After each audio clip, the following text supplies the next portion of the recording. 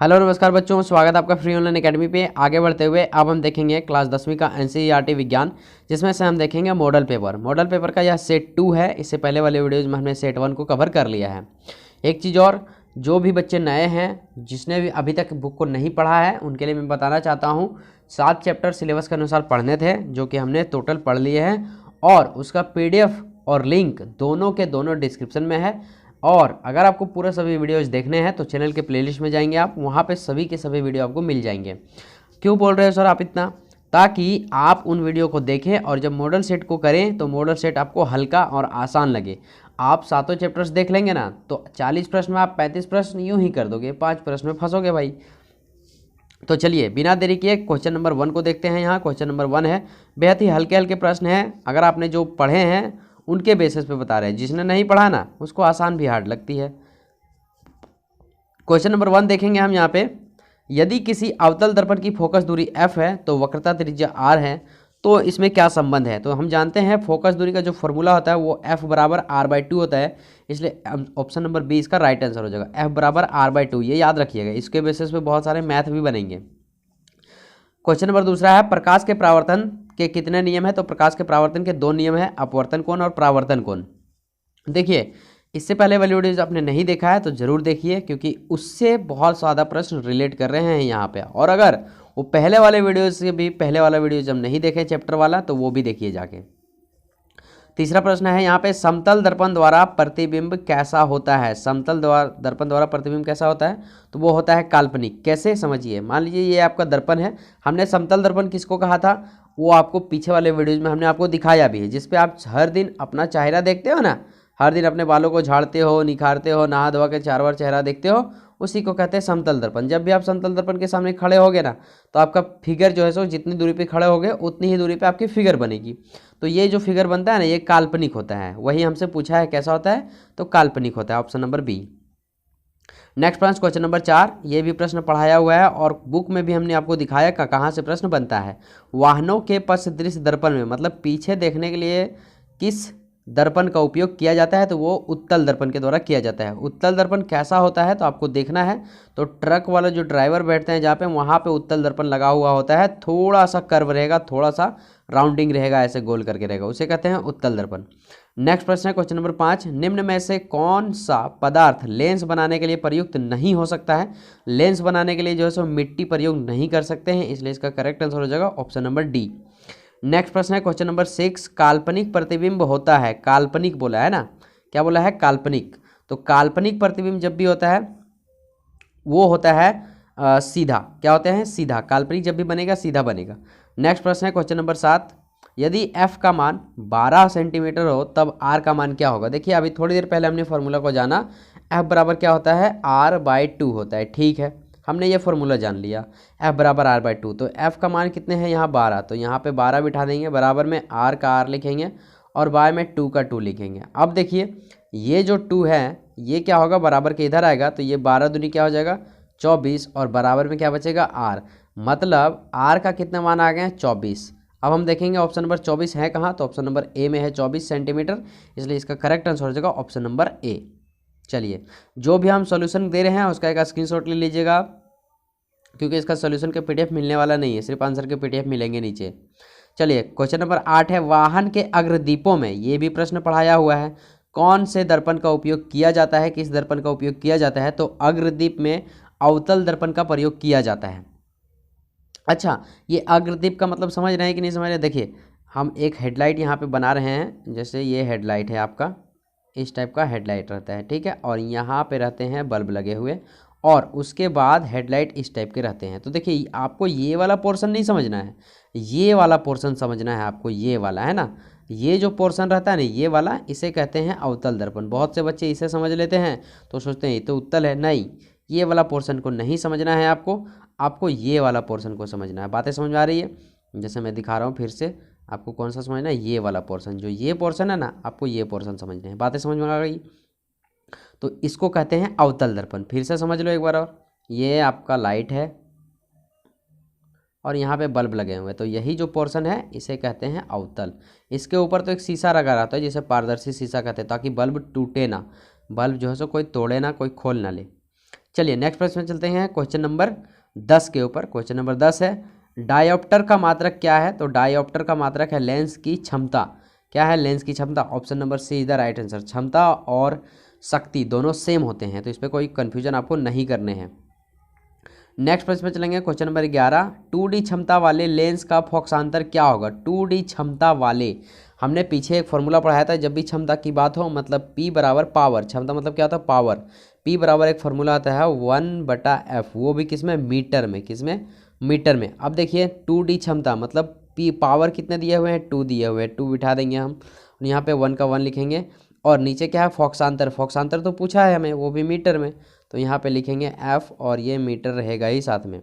अब देखिए इधर सॉल्व करते हैं, तो ये जो मीटर F है ये आ जाएगा इधर, और ये मीटर का मीटर तो रहेगा ही, बराबर ये जो 2 है ये आ जाएगा बट्टा में, तो 1/2 हो जाएगा। अब देखिए F बराबर क्या हो जाएगा? 1/2 है मतलब 0 पॉइंट क्या हो जाएगा? 5। अब देखिए ये जो है ना, ये मीटर में निकला है, इसे सेंटीमीटर में बदलने के लिए हमें क्या करना होगा? 100 से गुना करना होगा, तो 100 से हम क्या करेंगे? इसे गुना कर देंगे। अब यहाँ पे ये पॉइंट खत्म और यहाँ पे आ जाएगा 10, ये खत्म ये खत्म, कितने निकलेंगे यहाँ पे? 50। अब देखिए 50 जो आया वो सेंटीमीटर में आया। अब हम देखेंगे 50 है कहाँ पे, तो ऑप्शन नंबर अगर आप अच्छे से देखेंगे डी नंबर, आप इसका स्क्रीनशॉट ले लेंगे, तो इसका करेक्ट आंसर हो जाएगा ऑप्शन नंबर डी। देखिए इसको रटना नहीं है, रटेंगे तो वहाँ डेटा बदल देगा, तो फिर आप क्या करेंगे? बनाना सीख लीजिए ना, कुछ भी डेटा बदले हम समझ लेंगे भाई। चलिए क्वेश्चन नंबर 12 देखेंगे, आँख के रंगीन भाग को क्या कहते हैं? तो आँख के रंगीन भाग को कहते हैं परितारिका। क्या कहते हैं? परितारिका कहते हैं। ऑप्शन नंबर डी जो है इसका करेक्ट आंसर हो जाएगा। 13 नंबर प्रश्न है, मानव नेत्र के जिस भाग पर किसी वस्तु का प्रतिबिंब बनता है वह भाग है, तो वह भाग है दृष्टि पटल, जिसे हम लोग रेटिना कहते हैं इंग्लिश में। क्या कहते हैं? रेटिना। अब ये रेटिना कहाँ होती है भाई? तो देखिए आंखों का जो बीच का भाग होता है ना, उसे कहते हैं रेटिना, है ना। बीच का भाग एकदम छोटी सी जो भाग होती है बिंदी के जैसा, उसे कहते हैं रेटिना। नेक्स्ट प्रश्न चलेंगे, क्वेश्चन नंबर 14, दिए गए समीकरण में कौन सी रासायनिक अभिक्रिया हो रही है? तो यहाँ पे साफ साफ आपको दिख रहा है कि इसमें हो रही है वियोजन अभिक्रिया। Option number B is the right answer. कैसे सर? देखिए यहाँ पे क्या है? Sodium carbonate, sodium hydrogen carbonate है। अब देखिए सोडियम हाइड्रोजन कार्बोनेट सब अलग हो गया। यहाँ पे देखिए हाइड्रोजन यहाँ अलग हो गया, कार्बन अलग हो गया, तो ये है कौन सा? वियोजन अभिक्रिया। संयोजन अभिक्रिया, जुड़ने की अभिक्रिया को संयोजन, टूटने की अभिक्रिया को वियोजन कहते हैं। नेक्स्ट प्रश्न चलेंगे, क्वेश्चन नंबर 15 है यहाँ पे, निम्नलिखित में कौन रासायनिक समीकरण संतुलित है? ये सभी को आता होगा, मत बताइए सर छोड़ दीजिए। तो चलिए इसका हम छोड़ देते हैं ऑप्शन, आप इसको कमेंट बॉक्स में देंगे, इसका सही आंसर क्या होगा 15 का कमेंट बॉक्स में बताएंगे भाई इसका राइट आंसर कौन सा होगा। ए होगा, बी होगा, सी होगा या डी होगा? समीकरण संतुलित है या नहीं, सो बताने हैं। चलिए क्वेश्चन नंबर 16 में चलेंगे, दिए गए समीकरण में किस पदार्थ का उपचयन तथा अपचयन हो रहा है? तो देखिए किस पदार्थ का उपचयन तथा अपचयन का बात कर रहा है। तो देखिए यहाँ पे क्या होता है ना, उपचयन अपचयन बच्चों को समझ नहीं आती है, लेकिन मैं आपको बता दूं बहुत ही आसान है। ऑक्सीजन जिस किसी के साथ भी जाके जुड़ेगा वह पदार्थ उपचयन कहलाएगा, और ऑक्सीजन किसी भी पदार्थ के साथ टूटेगा तो वह पदार्थ अपचयन कहलाएगा। ठीक है, जैसे यहाँ पे समझिएगा आप, यहाँ पे Pb यानी कि लेड है और कॉपर है, यहाँ पे Pb और यहाँ CO, यहाँ पे गलती है, मिस्टेक है, यहाँ पे क्या हो जाएगा? Cu होगा। ठीक है, क्योंकि यहाँ पे Cu है, तो आप इसे थोड़ा कॉपरेट कीजिएगा। अब आप देखेंगे तो यहाँ पे है क्या? P और B, लेड के साथ ऑक्साइड है, ऑक्सीजन है, लेकिन यहाँ पे लेड अकेला है, और ये जो है सो कॉपर के साथ ऑक्सीजन आके जुड़ गया है, यहाँ पे होगा CuO। ठीक है, कॉपर ऑक्साइड। ओके, तो यहाँ पे क्या हो जाएगा? CuO, ऑक्सीजन यहाँ से आके इस पे जुड़ा, इसलिए ये जो Cu है ये हो जाएगा उपचयन। क्या हो जाएगा? उपचयन हो जाएगा। ठीक, अब देखिए ऑक्सीजन जिसके साथ अलग होता है उसे हम लोग कहते हैं अपचयन। क्या कहते हैं? अपचयन कहते हैं। तो देखिए यहाँ पे लेड जो है वो अपचयन हो जाएगा, यानी कि यहाँ पे लिखेंगे Pb, लिखेंगे अपचयन। तो देखो Cu और Pb, Cu देखेंगे तो यहाँ पे अगर हम थोड़ा सा स्लाइड को ऊपर करें तो यहाँ पे आपको मिलेगा Cu प्लस Pb, तो ये जहाँ पे आपको डी नंबर हो जाएगा इसका राइट आंसर। लेकिन यहाँ पे ऑप्शन में क्या है? मिस प्रिंटिंग है थोड़ा सा, यहाँ पे Cu होगा। क्या होगा? Cu, और यहाँ पे होगा Pb। बातें समझ आ गई? चलिए बातें समझ आई है तो बहुत अच्छी बात है। नेक्स्ट प्रश्न पे चलेंगे, क्वेश्चन नंबर 17, विकृत गंधिता कौन सी अभिक्रिया का कारण होता है। तो विकृत गंधिता जो होता है वो होता है उपचयन अभिक्रिया का कारण। कैसे? देखिए विकृत गंधिता किसमें होती है? चिप्स के थैलियों में, पैकेट के थैलियों में विकृत गंधिता होती है। वो क्यों होती है भाई? क्योंकि वहाँ उसमें नाइट्रोजन गैस होती है, ठीक है। इसको हटा करके ऑक्सीजन आ जाती है यहाँ पे, इसीलिए ऑक्सीजन इसके साथ जुड़ जाता है, इसलिए ये क्या कहलाएगा? उपचयन अभिक्रिया कहलाएगा। नेक्स्ट प्रश्न है, चूने से सफेदी करते समय चूना में पानी डालते वक्त ऊष्मा निकलती है, इसमें कौन सी अभिक्रिया होती है? तो वो होती है ऊष्माक्षेपी संयोजन अभिक्रिया। ऊष्माक्षेपी संयोजन अभिक्रिया। देखिए जब भी आप ठंडा पानी में चूने को डालोगे ना तो वो पानी गर्म हो जाएगा, ऊष्मा देने लगेगा, और जो चीज़ें गर्म होती है वो ऊष्मा का क्षेपण करती है, ऊष्मा देती है, इसे कहते हैं ऊष्माक्षेपण अभिक्रिया। ठीक, अब देखिए संयोजन कैसे होता है। तो यहाँ पे क्या होता है ना, कैल्शियम क्लोराइड विरंजक चूर्ण के जैसे पदार्थ को आप पानी में मिला रहे हो, दोनों ऐड हो रहे हैं, ठीक है, दोनों क्या हो रहे हैं? ऐड हो रहे हैं, इसलिए संयोजन हो जाएगा। नेक्स्ट प्रश्न देखेंगे, क्वेश्चन नंबर 19, लोहे की कील को कॉपर सल्फेट के विलयन में डालने पर सल्फेट के विलयन का नीला रंग धूसर हो जाता है, यह कौन सी अभिक्रिया है? तो यह है विस्थापन अभिक्रिया। देखिए यह प्रश्न जो है सो अभ्यास के प्रश्न से लिया गया है, आप वहाँ पर जाइए और देखिए जरूर, ठीक, वहाँ से टोटल समझ में आए। लोहे की कील को कॉपर सल्फेट के विलयन, तो लोहे की कील को क्या बोलेंगे? Fe plus copper sulphate CuSO4। अब जब हम इसको बनाएंगे, कॉपर सल्फेट के विलयन को नीला धूसर कर देता है तो एक अलग चीज़ बनेगा, है ना। तो यहाँ पे क्या होगा, डालने पर कॉपर सल्फेट के विलयन को क्या कर देगा? विस्थापित कर देगा, ठीक है। Fe फेरस सल्फेट आ जाएगा FeSO4, और जो आपका यहाँ पे कॉपर सल्फेट है उसे अलग कर देगा, विस्थापित कर देगा, मतलब ये क्या कहलाएगा? विस्थापन अभिक्रिया। आपने अगर पढ़े हैं तो ये अच्छे से समझ में आ रहा होगा। नेक्स्ट पर चलेंगे, क्वेश्चन नंबर 20, निम्नलिखित में कौन सा प्राकृतिक सूचक है? तो यहाँ लिटमस का जो पत्र है वो है प्राकृतिक सूचक। ये क्या करता है? हमें पता लगाने में मदद करता है कि कौन सा अम्ल खट्टा है और कौन सा क्षार कड़वा है। चलिए नेक्स्ट, यही है इसका right answer, option number C. 21 नंबर प्रश्न है, निम्नलिखित में से किस पदार्थ में लिटमस पत्र डालने पर वह लाल नहीं हो पाएगा? देखिए लिटमस पत्र का काम क्या है? अम्ल को नीला करना। तो ये जो है सो अम्ल है, ठीक, लेकिन ये जो है सो अम्ल नहीं है, इसलिए इसका करेक्ट आंसर हो जाएगा ऑप्शन नंबर डी, C6H12O6। ये ग्लूकोज का सूत्र है मेरे भाई, ग्लूकोज का। आप नोट कर लेंगे कहीं कॉर्नर में, शायद हमने लिखवाया नहीं आपको, ना ही ऑफलाइन में ना ही ऑनलाइन में। नेक्स्ट प्रश्न है, दिए गए किस लवण में क्रिस्टलीकरण का जल मौजूद है? तो देखिए क्रिस्टलीकरण मतलब जल मतलब H2O। तो देखिए यहीं पे आपको दिख रहा है इकलौता है, इसलिए ऑप्शन नंबर सी हो जाएगा इसका राइट आंसर। यहाँ पे भी H है लेकिन H2O नहीं है। तो जल जो होता है, जल किसका होता है? H2O का होता है जल।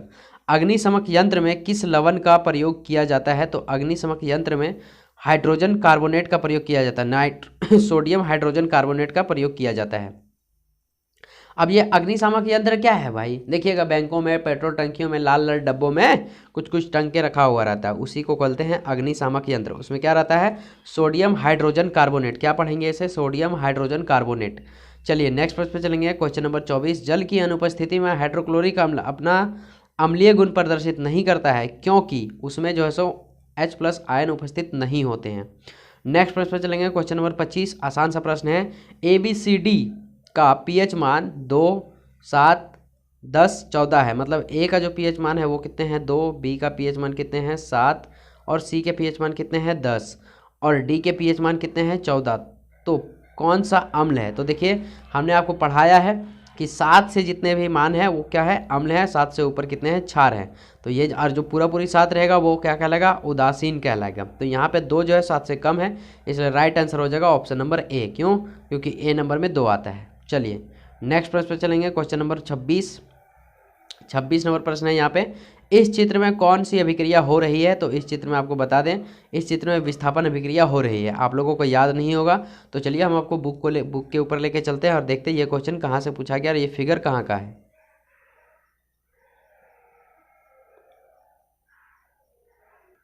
देखेंगे जरा, हम यहाँ एनसीईआरटी के बुक को खोल लिए हैं। देखिए ये यहाँ चाइना डिश दे दिया, सिल्वर क्लोराइड दे दिया, विस्थापन कैसे हुआ देखिए यहाँ पे पूरा का पूरा लिख दिया गया है। आप यहाँ से इसे पढ़ सकते हैं। आप देखेंगे सूर्य के प्रकाश में श्वेत रंग का सिल्वर क्लोराइड धूसर रंग का हो जाता है, प्रकाश की उपस्थिति में सिल्वर क्लोराइड का सिल्वर तथा क्लोरीन में वियोजन के कारण होता है। क्या किसके कारण होता है? वियोजन के कारण, सॉरी वियोजन। तो आंसर क्या हो जाएगा? वियोजन हो जाएगा। क्या हो जाएगा आंसर? वियोजन। तो इसका हमने विस्थापन बता दिया, सॉरी यहाँ पे क्या हो जाएगा? वियोजन। वियोजन इज द राइट आंसर। बातें समझ में आ गई? फिर से एक बार हम देख लेते हैं। अच्छा, विस्थापन दो जगह है ना, इसलिए कन्फ्यूजन कर गए। तो यहाँ पे इसका राइट आंसर जो हो जाएगा वियोजन हो जाएगा। एक बार और पढ़ लेते हैं एनसीईआरटी की किताबों को हम अच्छे से, ताकि कन्फ्यूजन ना रहे। हाँ ठीक है, वियोजन ही है ना, क्या है? वियोजन ही है। चलिए, तो यहाँ से समझ में आ गया कि क्वेश्चन कहाँ कहाँ से बन रहे हैं।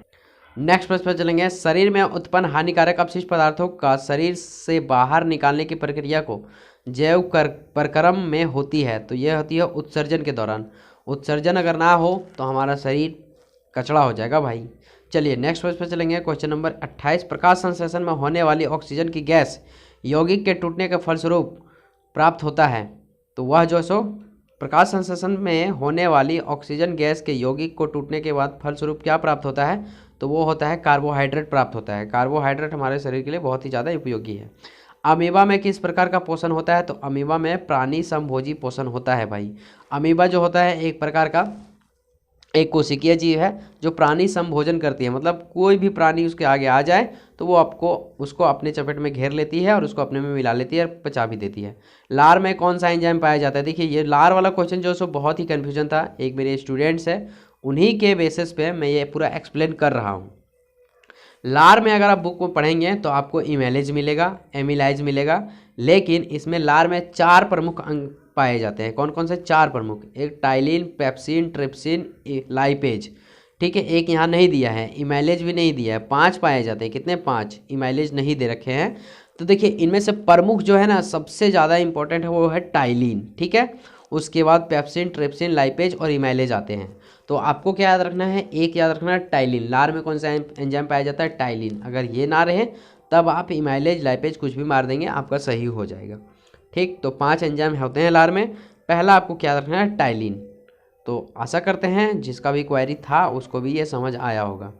नेक्स्ट प्रश्न है, श्वसन प्रक्रिया में पाइरूवेट का कार्बन डाइऑक्साइड जल और ऊर्जा में विखंडन होता है कहाँ पे? माइटोकॉन्ड्रिया इसका राइट आंसर हो जाएगा। करेक्ट आंसर है माइटोकॉन्ड्रिया।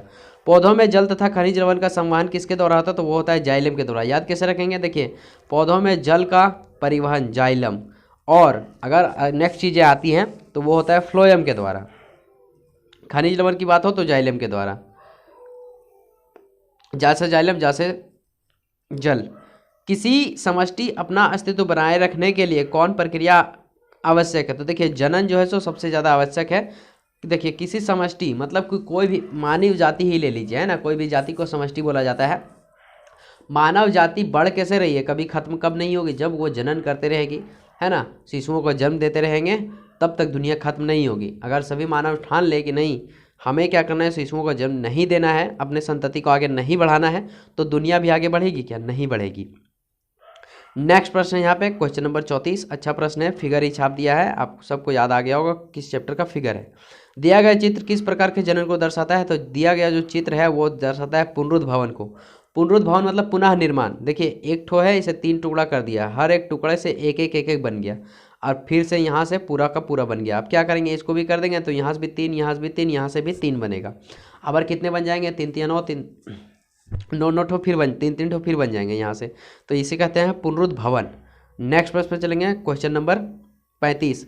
परागकण एक पुष्प से दूसरे पुष्प पर हस्तांतरित होना क्या कहलाता है?